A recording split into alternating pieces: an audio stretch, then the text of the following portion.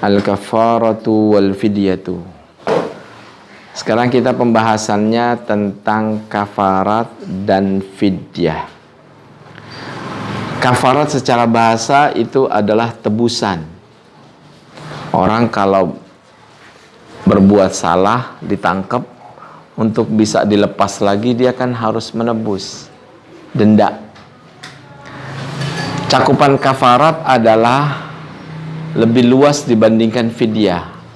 Kalau fidyah yang orang bilang bayar beras, ya, bayar makanan pokok, itu bagian daripada kafarat. Kafarat lebih umum dia.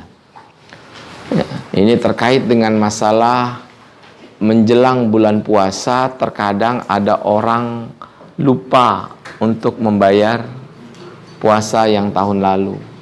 Ada orang sakit sampai 4 tahun, 5 tahun, 10 tahun, dia terkapar di atas kasur aja. Cuman makan minum, kagak kuat dia puasa. Ya. Nah, orang yang kayak gini kan bisa bayar fidyah. Fidyah itu apa? Sebagai tebusan lantaran karena dia tidak berpuasa, lantaran karena dia tidak kuat. Kita baca nasnya. Al-kafaratu al-wajibatu. Kafarat atau tebusan-tebusan yang bersifat wajib. Wa fidyatus saumi, dan fidyah, ya. Fidyah itu menjadi sudah bahasa Indonesia. Fidyah yang dikeluarkan lantaran karena dia tidak berpuasa. Wal haji, wa fidyatul haji, ada juga fidyah haji. Andaikan seseorang melanggar aturan ihram, entah itu memakai wangi-wangian atau memotong rambut, maka itu kan hukumannya ada 3 macam, disuruh pilih salah satunya fidyah. Membayar sedekah kepada 6 orang fakir miskin sekali makan, ya, setengah sa'.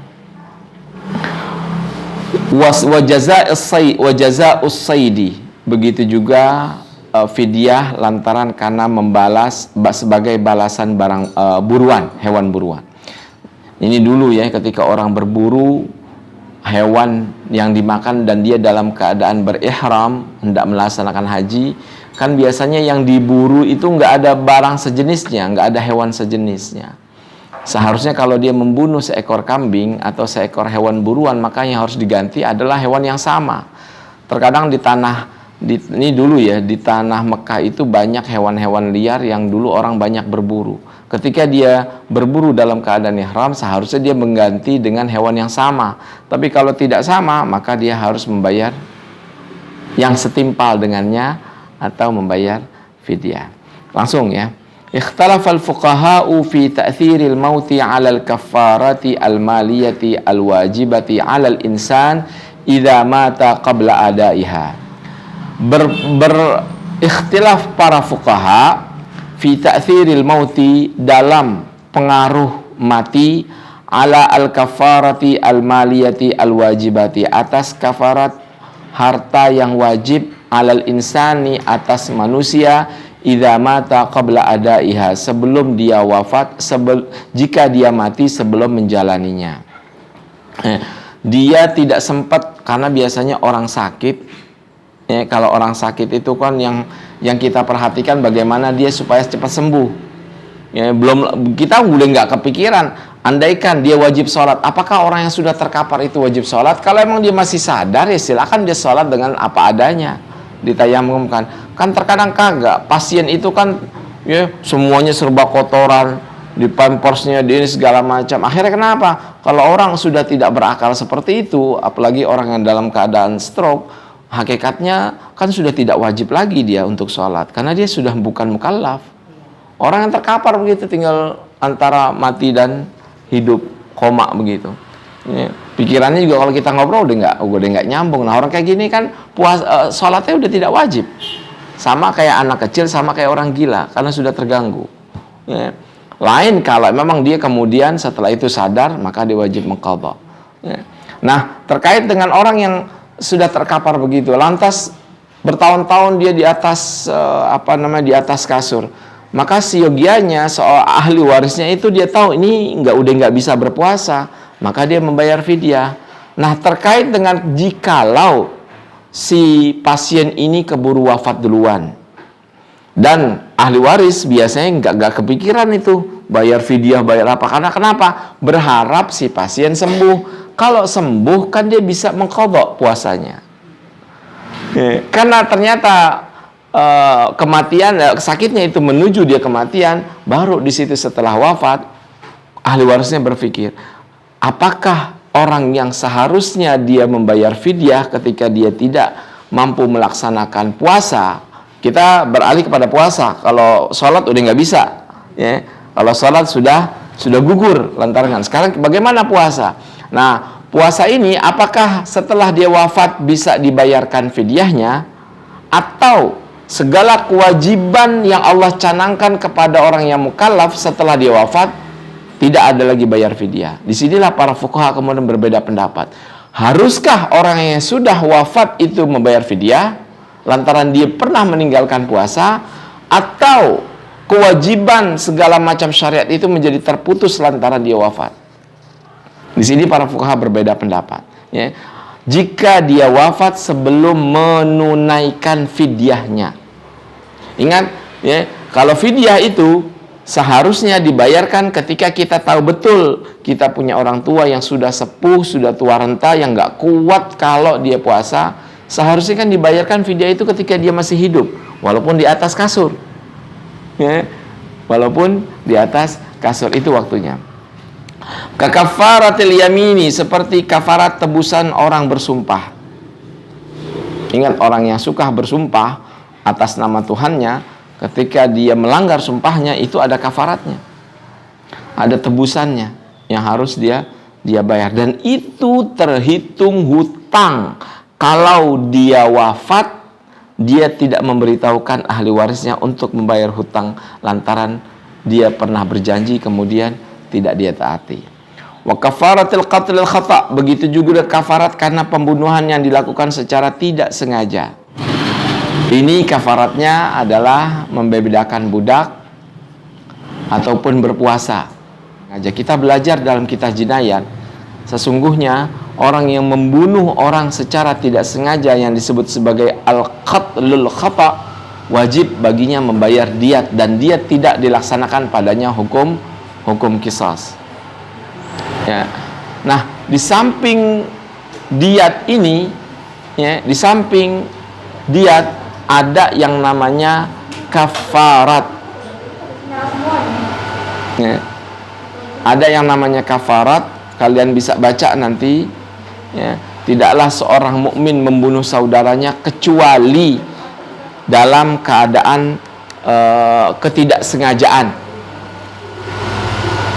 Dan barang siapa yang membunuh saudaranya secara tidak sengaja, maka baginya kafarat selain daripada diat. Jadi yang namanya qatlul khata' ada pembayaran diat, ada pembayaran kafaratul qatlul khata'. Salah satunya adalah memerdekakan budak atau berpuasa. Itu nanti pembahasannya dalam masalah jinayat. Saat ini kita bicara masalah fidyah dulu. Wa kafaratuz zihar, begitu juga dengan kafarat yang disebut sebagai zihar, menganggap istri itu bagaikan ibu, ya. Anta kadzahri ummi, engkau sama seperti punggungnya ibuku. Nah, ini menjadi ada kafaratnya. Nanti itu pembahasan zihar pada pembahasan fikih untuk lebih luasnya. Wa kafaratul iftar, begitu juga kafarat lantaran karena dia berbuka puasa fi ramadhana amdan, dalam bulan suci Ramadan secara disengaja. Ya, kesengajaan ini macam-macam. Ada yang tentang dia berhubungan dengan istrinya, ada yang berbuka puasa memang secara sengaja. Ini yang kita banyak lihat itu. Ya, kalau lagi puasa itu coba lihat ke pasar-pasar, banyak orang nggak puasa itu. Na'udzubillah, na'udzubillah. Wa kadza ma yalzamuhu min fidyati shaumi wal haji wa jazaa' as-sayd idza mata qabla ikhrajiha wa dzalika ala thalathati aqwal. Dan begitu juga sesuatu yang dilazimkan dari fidyah puasa, fidyah haji, dan fidyah atas buruan jika dia wafat sebelum mengeluarkan fidyahnya, dan itu ada 3 pendapat.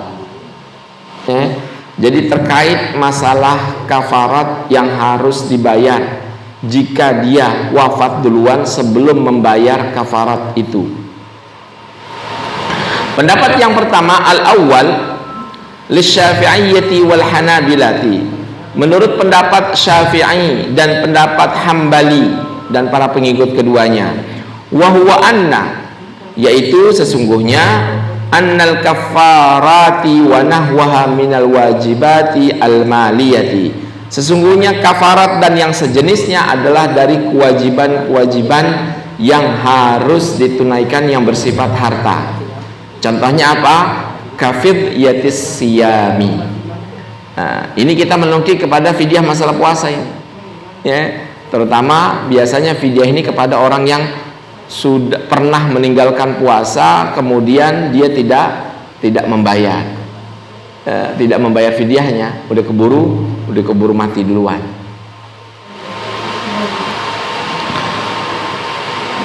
Wal haji, begitu juga kafarah haji. Misalnya dia wajib memotong kambing tapi ternyata dia sudah mati duluan, nah itu kan harus dibayar tetap kafaratnya. Begitu juga wajaza is-saidi, ya, balasan bagi orang yang berburu di tanah suci. La tasqutu bimautin man wajabat alaihi qabla adaiha. Kewajiban kafarat itu tidak gugur dengan wafatnya orang yang wajib atasnya sebelum dia menunaikan. Wa tukhraju min ra'si malihi, dan dikeluarkan fidyah itu dari hartanya sendiri. Jadi orang yang belum bayar fidyah, orang yang meninggalkan puasa karena penyakit yang tidak bakal sembuh kemudian dia wafat, maka seharusnya kan dia bayar fidyah, tapi kemudian mati duluan, ya. Maka di sini menurut mazhabnya Imam Ahmad, menurut mazhabnya Imam Syafi'i, walaupun dia sudah wafat, bayar fidyahnya tetap dilakukan. Makanya itu menjadi kewajiban ahli waris yang diambil dari harta warisan.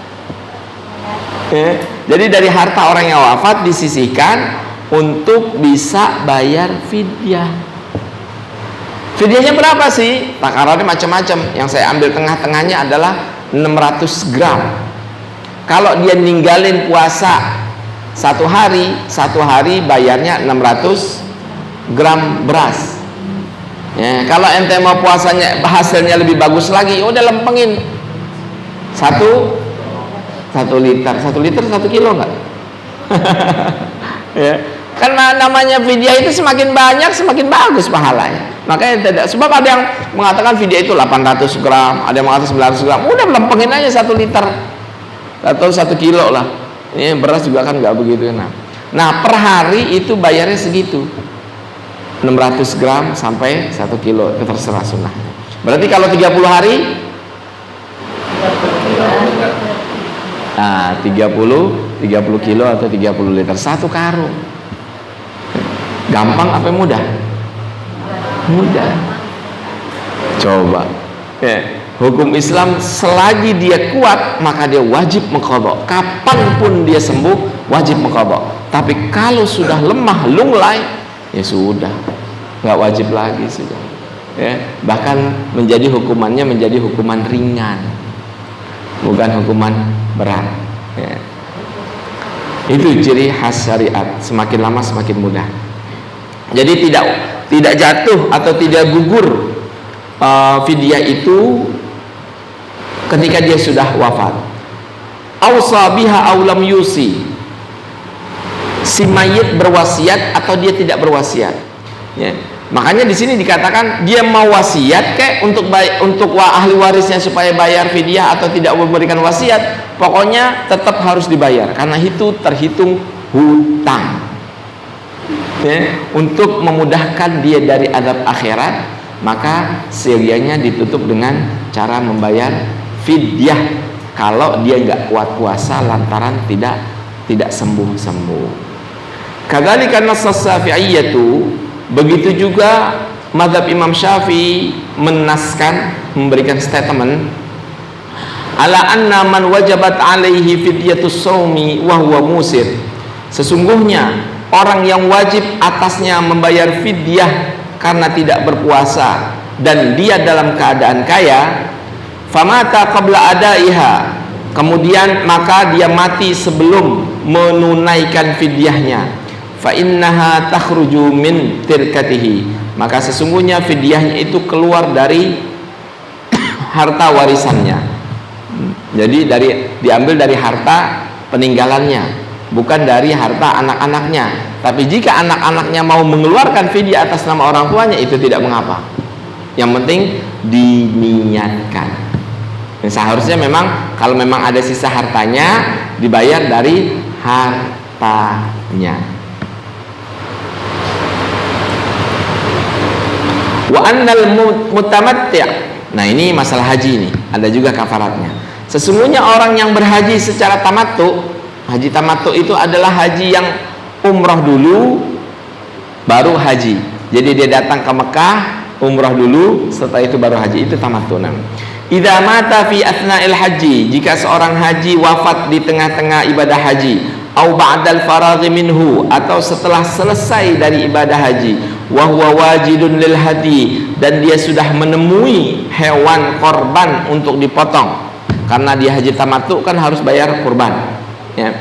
Walam yakun akhrajahu ba'du, akan tetapi dia belum menyembelih atau belum mengeluarkan hewan sembelihan itu, fayajibu ikhrajuhu min tirkatihi, maka wajib menyembelih atau mengeluarkan hewan sembelihan itu dari harta peninggalannya, alal mu'tamadi fil madhabi, atas madhab yang disandarkan dalam madhab Syafi'i. Kasairid duyuni al mustaqirrati, sama seperti hutang-hutang yang bersifat tetap. Seorang mayit yang meninggalkan hutang, wajib ahli warisnya untuk membayar hutang si mayit. Kalau memang tidak ada dari harta peninggalannya, maka ahli warisnya yang harus membayar, supaya dalam kuburnya dia tidak mendapatkan azab. Itu dikiaskan kepada hutang. Jadi segala bentuk kafarat yang terkait dengan ibadah, maka seolah dia seperti berhutang kepada Allah. Kalau dia wafat tetap harus dibayar, dia hidup harus dibayar, dia wafat juga harus dibayar kafarat atau fidyah. Ats-tsani lil Hanafiyyati, pendapat yang kedua menurut Imam Abu Hanifah, wa huwa annal kafarati tasqutu bil mauti, sesungguhnya kafarat-kafarat atau tebusan-tebusan itu gugur dengan mati. Artinya jika seseorang itu wafat, maka kafaratnya nggak wajib dibayar. Ini hanya menurut madhab Hanafi. Tiga yang lainnya semuanya wajib dibayar. Mau wafat, mau hidup, mau dikeluarkan secara wasiat ataupun tidak dikeluarkan secara wasiat, itu wajib dibayar. Fi ahkamid dunyati, dalam hukum-hukum dunia. Jadi menurut Imam Abu Hanifah, karena dia sudah wafat, maka hukum-hukum yang terkait dengan dunia ketika dia masih hidup itu terputus secara otomatis. Illa idza ausa biha qabla wafatihi, kecuali jika si mayat itu berwasiat sebelum dia wafat. Jadi Imam Hanafi hanya mewajibkan membayar kafarat, membayar fidyah jika seorang itu wafat jika dia meninggalkan wasiat. Misalnya si mayit, tolong bila saya wafat saya berwasiat, tolong kafarat saya itu dibayar, fidyah saya meninggalkan puasa sekian hari tolong dibayar. Itu kan sudah wasiat. Kalau sudah diwasiatkan maka wajib dibayar. Tapi kalau tidak diwasiatkan, menurut Imam Abu Hanifah tidak wajib dibayar. Ini pendapatnya Imam Abu Hanifah. Sementara Imam Ahmad dan Imam Syafi'i mengatakan mau wafat, mau hidup, terhitung itu sebagai hutang dan wajib dibayar. Fahina idin takhruju minat thuluthi kasairil wasaya, maka ketika itu keluarlah ya kafarat itu dari sepertiga, sama-sama seperti wasiat. Ingat, wasiat itu dikeluarkan dari harta si mayit paling banyak sepertiga. Tidak boleh lebih dari sepertiga, kecuali atas izin ahli waris. Karena dia berwasiat untuk menunaikan kafarat atau fidyah, maka masuknya dalam ruang lingkup fidyah, thuluth, dalam ruang lingkup wasiat. Dan wasiat itu tidak boleh lebih dari sepertiga harta warisan. Wa ma zada minha ala thuluthi, dan apa-apa yang lebih, jika wasiat itu melebihi dari sepertiga, yatawaqqafu, tergantung ala ijazati alwarasati, tergantung pada izinnya dari ahli waris. Jadi wasiat kalau lebih dari sepertiga harus rapat ahli waris. Boleh nggak ini?